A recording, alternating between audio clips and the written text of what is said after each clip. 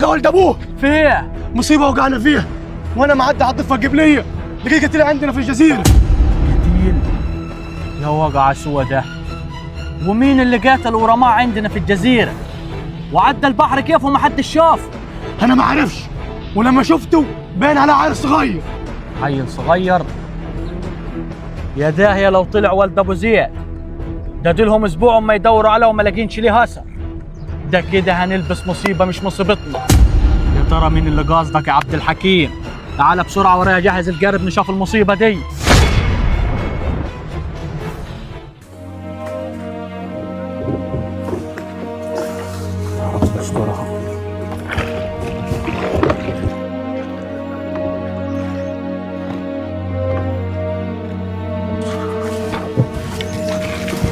يا ولدي والله اللي عملها لندم العمر كله، ما هيكفيني فيك ثلاث. قوم ابو زياد، مش وقت نواح زي الحريم.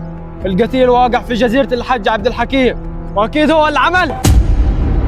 خلي بالك من كلامك يا صياد. احنا القتيل بتاعكم ده ما نعرفش عنه حاجه ولا لنا مصلحه في قتل، وبعد كده احنا ناس مش قتالين قتل وما بناش وبينكم اي عداوه. مفيش تقدير تاني يا عبد الحكيم. العين بالعين والسن بالسن، والبادي اظلم والقتيل في جزيرتك، وهتبقى بحور دم بيني وبينك. انا مراعي الظروف اللي انت فيها يا حاج ابو زياد، وبرضه مراعي ان ولدك شاب ووقع قتيل، بس زي ما بيقولوا لحم السبع يكسر سنه الثعلب.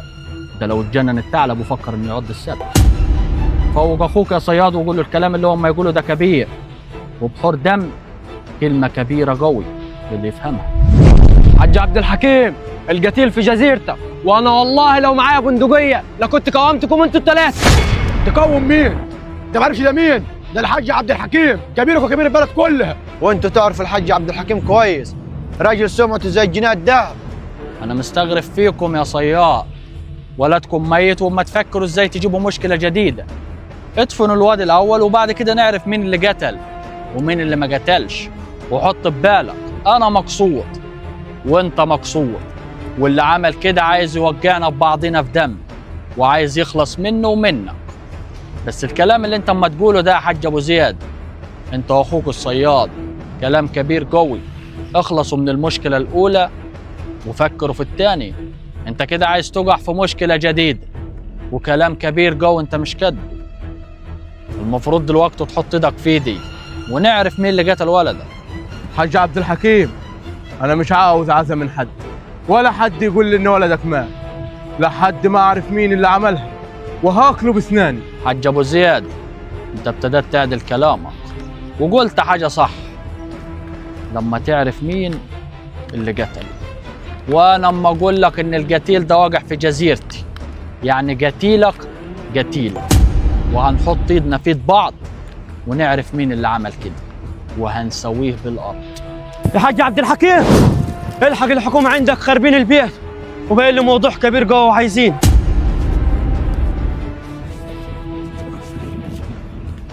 يا اخوي، احنا مش ما نتهم حد لحد ما نعرف مين اللي عملها. الحمد لله على السلامه يا اخوه. يمين بالله اليومين اللي انت حبستهم دولت ما نسكت عليهم ابدا. اياك حد فيكم يتكلم ولا يفتح بقه مع ابو زياد واخوه. الناس كتر خيرها، ده الوجع عندهم قتيل، وانا اكتر واحد زعلان على الواد ده زي ابوه بالظبط. يعني يا اخوه هنسكت على البهدله اللي انت اتبهدلتها دي ونشيل شيله مش شيلتنا؟ ما تقلقش يا اخوي، عمرنا ما هنشيل شيله مش شالتنا، وكده كده المركز اخلى سبيله واثبت براءتنا. بس لازم نعرف مين اللي كان عايز يلبسنا في المصيبه السوداء دي. تعال ورايا وانا هقول لك هنعمل ايه. طب وانت ناوي عليه يا اخوه؟ الواد يا ابو هشيمه مضروب بطلقه، واحنا سلاحنا معروف في البلد، فما فيش حل يثبت براءتنا غير انك ترجع الجزيره وتدور لي على الطلقه الفارغه، وساعتها هنوديها لابو زياد ونثبت ان احنا ما ضربناش ولده. وما تخليش مخلوق بالله يعرف انك رايح الجزيره. حاضر يا اخوه، انا هاخد المركب وهطلع على الجزيره دلوقتي. توكل على الله يا ابو هشيمه. الحق، ده الحاج عبد الحكيم عرف كل حاجه وشكله كده هيكشفنا. كشفنا ازاي؟ ايه اللي حصل؟ انا سمعت الحاج عبد الحكيم يقول لاخوه روح على الجزيره دور لي على الطرقه الفارغه، واحنا لما ضربنا ما شلناش الفارغ. ده واقعة سودة. ده لو لقيوا الطلقة في الجزيرة هيتعرف ان هي من بندقيتي، وساعتها اخويا مش هيرحمني عشان هيعرف ان انا اللي قتلت ولد. طب ايه العمل دلوقتي يا صياد؟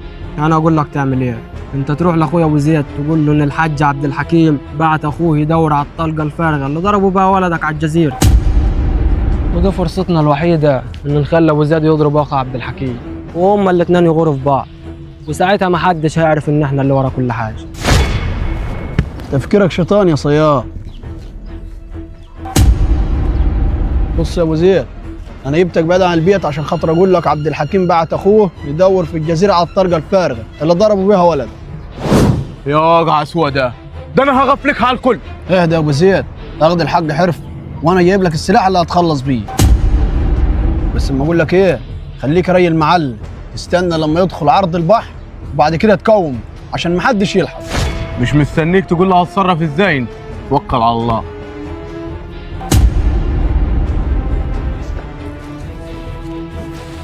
الحمد لله على السلامة.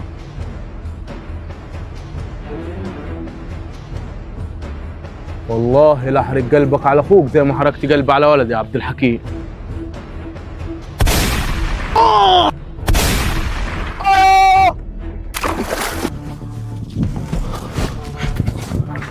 يخرب مطنك، خربت بيتك.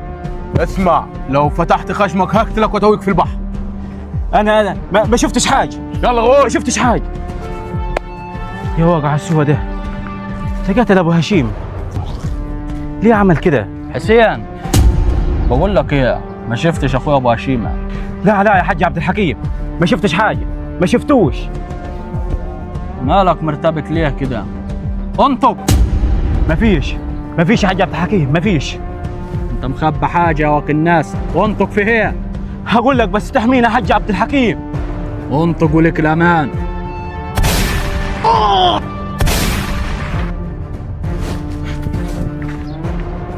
ما كانتش مشكلتنا ابو زياد ولا كان قتيلنا، وانت اللي بديت الحرب. اخوي يمين بالله لبيد نسله.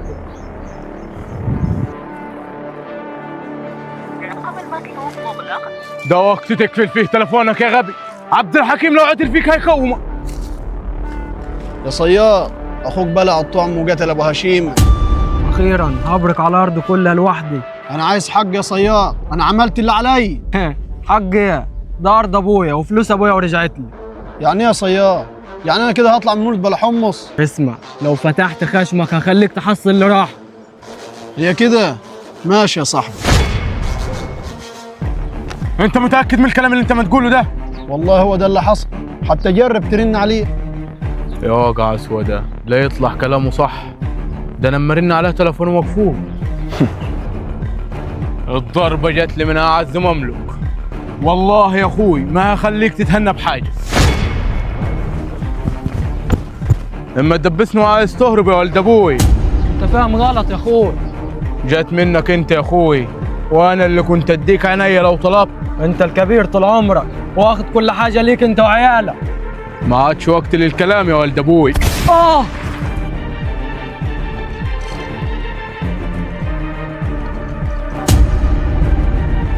اضرب يا حاج عبد الحكيم، انا اللي استاهل، بس صدقني الضربه جت من القريب.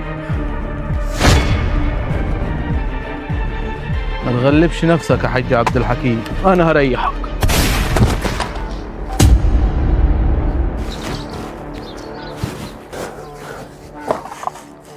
اقتلنا وريحني.